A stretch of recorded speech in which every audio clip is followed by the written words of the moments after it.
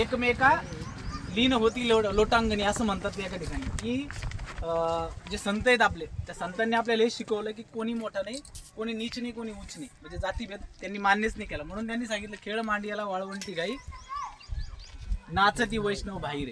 म्हणजे वाळवंटात तो खेळ मांडला, म्हणजे तिथं प्रवेश नाही ना, तर मग सगळ्या जाती धर्माच्या लोकांना त्यांनी वाळवंटात जाऊन तो म्हणजे प्रतिकात्मक हे सगळं त्यांनी त्याच्यातून मांडलं. इथं कबीर तेच म्हणतायत की वैष्णवाचा कोणताही जात धर्म नाही असा वेदशास्त्राचा निर्णय, असं कोण म्हणतंय? संत कबीर म्हणतात. म्हणजे हा संतांचा विचार. मग इकडे वारकरी संप्रदाय आपल्याला सगळ्यांना माहिती की वारकरी संप्रदायामध्ये आजही कितीही श्रीमंत माणूस असो, तो कुठल्याही जातीचा असो, कुठल्याही धर्माचा असो, एकमेकाचे पाय पडतात. याचा अर्थ काय आहे की आम्ही सगळे समान आहोत. म्हणजे हा समतेचा विचार त्यांनी मांडला. आणि बुवाबाजीवर जी अंधश्रद्धा आहे ती नाकारली त्यांनी, की कुठलं हे तर म्हणतात की बाबा 900 कन्या पुत्र होती तरी का करणे लागे पती, असं संत तुकोबाराय म्हणतात. जर 900 जर लेकर बाळ होत असतील तर मग नवरा कशाला करता, हे मी नाही म्हणत, हे संत तुकाराम महाराज म्हणतात. आणि हाच विचार, संतांचा विचार महाराजांनी जसाच्या तसा स्वराज्यामध्ये आणला. कसा आणला? तर शिवरायांनी ज्यावेळेस इथल्या तमाम बहुजन समाजाला शेती करण्याचा अधिकार नव्हता, संपत्ती मिळवण्याचा अधिकार नव्हता, त्यावेळेस त्या शेतकऱ्यांना अन्नधान्य, बी बियाणं, औत फाटा आणि जमिनी महाराजांनी दिल्या. आणि कर्ज दिलं. कर्ज कसं दिलं? ज्या वर्षी तुमची शेती पिकली नाही त्या वर्षी सगळं कर्ज माफी. आजचं सरकार करते असं नाही. माझ्या महाराजांचं हे 400-500 वर्ष अगोदरचं योगदान आहे, हे महाराजांनी आम्हाला दिलं. इथं रयतेच्या भाजीच्या देठालाही हात लावता कामा नये अशी सक्त ताकीद शिवाजी महाराजांनी त्यांच्या सैन्याला दिली होती. कारण तो काळ होता मुघलाईचा. मुघलाईच्या काळामध्ये कुठलंही सैन्य कुठं जायचं, उभ्या पिकातून सैन्य जायचं. महाराजांनी सांगितलं की त्या पिकातून तुम्हाला जाता येणार नाही, आणि जर तुम्ही एखाद्या शेतकऱ्याकडून किंवा एखाद्या शेतमजुराकडून काही खायला घेतला असेल, भाजीपाला घेतला असेल, काही धान्य घेतला असेल, तर रोख रक्कम त्यांना द्या आणि हे घ्या. म्हणजे अशी सक्त ताकीद होती. नंतर आपण बघतोय आपल्या देशामध्ये हिंदू मुस्लिम लढवायला खूप सोपी गोष्ट आहे. हे महाराजांचे निष्ठावान सैन्य होते. त्यांचा पहिला सरनोबत महाराजांचा नूरखा बेग, जातीनं मुसलमान. सिद्दी इब्राहिम अंगरक्षक महाराजांचा, बॉडीगार्ड ज्याला आपण म्हणतो, मुस्लिम. इब्राहिम खान तोफखाना प्रमुख होता. काजी हैदर वकील होते त्यांचे. आणि सिद्दी बाबा घोडदळ सरदार, असे कितीक लोक आहेत. इथं खाली याकूत बाबा जे संत होते त्या काळामधले, त्यांना 600 एकर जमीन महाराजांनी दान दिली. आपण जे म्हणतो हे महाराजाचं एवढं मोठं काम. इथं केळशीचे बाबा जे तुम्हाला मी आता सांगितलं, याकूत बाबा, 600 एकर जमीन त्यांना दान दिली. नुसती दान नाही दिली तर अनेक वेळा देणग्या दिल्या. त्याच्यानंतर इकडं आपण ज्या वेळेस येतो बेलवाडीत, कर्नाटकमध्ये एक गाव आहे, सावित्री देसाईचं उदाहरण तुम्ही ऐकलेलं असेल. 27 दिवस त्या बाईने किल्ला राखून ठेवला. शेवटी सकुजी गायकवाडांनी 27व्या दिवशी तो किल्ला काबीज केला आणि विजयाच्या उन्मादामध्ये त्या माऊलीवर अत्याचार केला, बलात्कार केला. हे जेव्हा महाराजांना कळालं, सकुजी गायकवाड आणि महाराजांचं नातं जर सांगायला गेलं तर ते सख्खे चुलत नेहमी होते. महाराजांनी त्यांचे डोळे काढले. म्हणून आजही महाराजांचं नाव लोकशाहीत घेतलं जातं. त्याचं हेच कारण महाराजांच्या आज्ञा आहेत. त्रास देणाऱ्या वतनदारांना जरब बसवला, वतनदारी पद्धतीत आली, नायनाट केली. म्हणजे हे संतांचे विचार स्वराज्यात आले. आणि हे स्वराज्याचे विचार सगळ्यात पहिले शिवाजी महाराजांची जयंती जर कोणी या भारतात सुरू केली असेल तर ती महात्मा ज्योतिबा फुलेंनी केली. त्यांची समाधी शोधून काढली, रायगडावर जाऊन तिचा जीर्णोद्धार केला आणि जंगलातील फुलं वगैरे वाहून महाराजांची पहिली जयंती साजरी केली. पहिला पवाडा महाराजांवर महात्मा ज्योतिबा फुलेंनी दिला. आणि हेच विचार इकडे संविधानामध्ये आले. संविधान निर्मितीमध्ये आपण नेहमी सांगतो डॉक्टर बाबासाहेब आंबेडकर आहेत. डॉक्टर बाबासाहेब आंबेडकरांनी संविधान निर्मिती केली, पण त्यांच्यासोबत 299 लोक संविधान सभेत होते. संविधान सभेचे अध्यक्ष डॉक्टर राजेंद्र प्रसाद होते. तर मसुदा समिती जी होती, ड्राफ्टिंग कमिटी होती, ती डॉक्टर बाबासाहेब आंबेडकरांनी.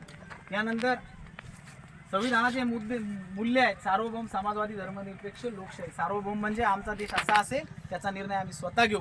स्वतः घेऊ म्हणजे आम्ही भारताचे लोक घेऊ. म्हणजे ते प्रतिनिधी जे आम्ही संसदेत पाठवलेत, प्रधानमंत्री असेल, राष्ट्रपती असतील, मुख्यमंत्री असतील, आमदार खासदार असतील, हा निर्णय घेण्याचा अधिकार आम्हाला आहे. म्हणून आम्ही सार्वभौम आहोत. बाहेरच्या कुठल्या देशाने येऊन आम्हाला म्हणू नये की तुम्ही आज स्वातंत्र्य झालात.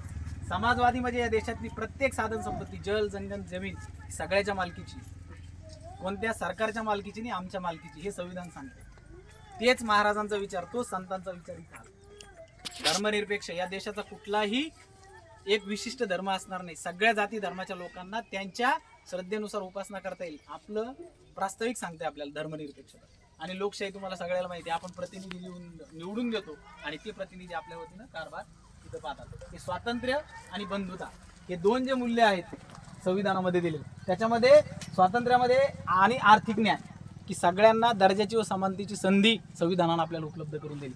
बऱ्याच वेळेस आपण म्हणतो की संविधानानं काय दिलं आम्हाला, हे संविधानाचं यश आहे. अनेक भारत एक भारत 4000हून अधिक समुदाय भारतात आहेत आजही, परंतु गुण्यागोविंदांना नांदतात.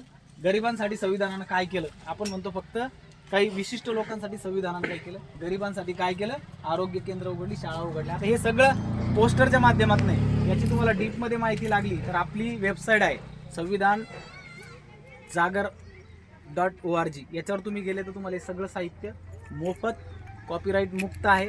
तुम्ही ते छापू शकता, स्वतःचं नाव त्याच्यात टाकू शकता आणि ते छापू शकता. हे स्त्री पुरुष समानता आपल्याला संविधानाने दिली, महिलांचा छळ थांबवला, दलित आदिवासी भटके आणि मग इतर मागासवर्गीयांचे सशक्तीकरण, युवक आणि कामगारांसाठी संविधानाने हे मिळवून दिलं, कामाचे तास ठरवले. आणि म्हणून हे सगळं होतं. म्हणून आपण त्यांना म्हणतो की या देशाचे सरकार हे धर्मनिरपेक्ष असावे. सरकारांनी कुठल्याही धर्माला एक धर्म कुठल्याही सरकारचा असणार नाही, म्हणूनच आपण त्यांना घटनेचे शिल्पकार म्हणतो. म्हणजे थोडक्यात संतांचे विचार स्वराज्यात आले महाराजांच्या, आणि महाराजांचे स्वराज्याचे विचार संविधान, असा हा सगळा हे आहे जे आपण म्हणतोय. आपण कुठली कट्टरता याच्यामध्ये पसरत नाही, कुणाला कोणत्या धर्माबद्दल वाईट वक्त सांगत नाही. माझं तुमच्या सगळ्यांना आव्हान असेल, म्हणजे मी या गावचा एक ग्रामस्थ असल्यामुळं मी काही लीडर नाही का मोठा कार्यकर्ता नाही, मी एक संविधान जागर अभियानामध्ये एक साधं छोटं काम करणारा व्यक्ती आहे. मला वाटतं महाराजांचे विचार घराघरात पोहोचावेत, संतांचे विचार. या संतांनीच भेदाभेद नाही केला तर आपण कोण मनुष्य प्राणी त्यांच्यात भेदाभेद करणार माणसामध्ये. हा या जातीचा, हा या धर्माचा, हा याचा, ही स्त्री, हे पुरुष, आपण कोण, हा श्रीमंत, हा गरीब, हे आपण करू नये. संतांचेच विचार आपल्याला घराघरात न्यायचे, स्वराज्याचे विचार आपल्याला घराघरात न्यायचे महाराजांचे, आणि तो स्वराज्याचा विचार संविधानात आलेला आहे, ते संविधान घराघरात पोहोचायचं, असा आपला एक छोटासा हा उपक्रम चालू आहे. तुम्ही या उपक्रमामध्ये सामील होऊ शकता, कोणीही सामील होऊ शकतं. याला काही शिक्षणाची पदाची आट नाही. तुमच्या लेवलला तुम्ही छोटे छोटे उपक्रम, जसं आम्ही नेहमी उपक्रम राबवतो. आज शिवाजी महाराजांची जयंती, काही दिवसा अगोदर संत रविदासांची झाली, संत सेवालाल महाराजांची झाली, तर आम्ही साध्या ॲक्टिव्हिटी करतो शाळेवर. आम्ही ठरवलं होतं की 25,000 पत्रकं आम्हाला देऊळगाच्या तालुक्यामध्ये वाटायची. तर आपल्या शेजारच्या जाफराबाद तालुक्यामध्ये 10,000 पत्रकं गेलीत, आणि प्रत्येक शाळामध्ये, प्रत्येक घरामध्ये ती पत्रकं गेली. महिला बचत गटांच्या महिलांमध्ये गेली. आणि आज रोजी आम्हाला काल आम्हाला 5:30 वाजता परत चिखलीला ऑर्डर द्यावं लागली की 10,000 पत्रकं आम्हाला लागतात. 25,000 पत्रकं वाटून झाले सरपंच साहेब. आणि आपला भारतीय गुण एक आहे, आपण एक पेपर घेतला तर मिनिमम 5 लोक ते वाचतात. म्हणजे तो घेणारा एक आणि त्याला धरून 5, असे 6 लोक. त्याला जर गुन्हेला केलं तर 1.5 लाख लोकांपर्यंत आम्ही आतापर्यंत या पत्रकाच्या माध्यमातून पोहोचलो. पत्रक वाचा तुम्ही. ते पत्रक जर तुम्ही बघितलं, पाठपोट पत्रक आहे, ते जर तुम्ही काळजीपूर्वक वाचलं तर 1 तास तुम्ही महाराजांचा स्वराज्याचा विचार कुणालाही सांगू शकता. सामान्यातल्या सामान्य माणसाला ते पत्रक जरी तुम्ही वाचून दाखवलं तर. आम्ही साधे उपक्रम करतो. ज्या महामानवांच्या जयंती आहेत मुलांना सांगत असतो, वाटीभर साखर घ्या आपल्या किचनमधून, स्वयंपाकघरातून, आईकडून, इकडले 5 घरं इकडले 5 घरं, 10 पत्रकं त्यांच्या हातात देतो. ते जातात, ते सांगतात की आज महाराजांची जयंती आहे, आणि महाराजाची जयंती वाढदिवस आहे, तर सेलिब्रेशन तो बनताय. चम्मचभर साखर देतात, पत्रक देतात, आणि लोकांना खूप आवडतं. आम्ही संत सेवालाल महाराजांचे 15 तारखेला पत्रकं वाटले. लोक म्हणे आम्ही आतापर्यंत हे पत्रकच बघितलं नव्हतं. आणि आज देऊळगाऱ्यात पण तो उपक्रम चालू आहे. इथून आम्ही तिथंच जॉईन होणार आहे. तुमच्यातले जर कोणी त्याच्यात सहभागी होऊ इच्छित असले तर तुम्ही येऊ, आपण भेटूयात तिथं महाराजांच्या स्मारकाजवळ. धन्यवाद, तुम्ही मला ऐकलं.